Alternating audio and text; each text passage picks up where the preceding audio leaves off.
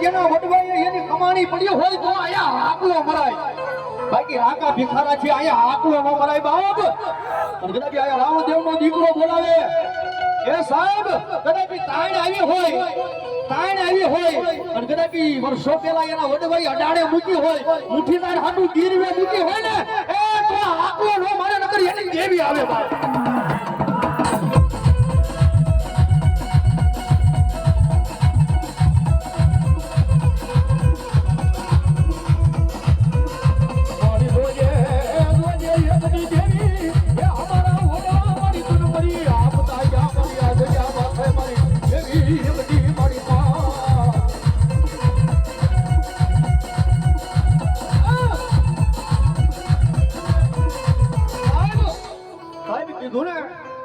જેની માથે તેલ શીશાના હોય જેની હાથની મારી દેવીઓનું કાકણ બાંધ્યું હોય ને એનથી આયા ખમા કરાય હો બાપ એ કદાચ કોઈ આ પાંચ છોકરાની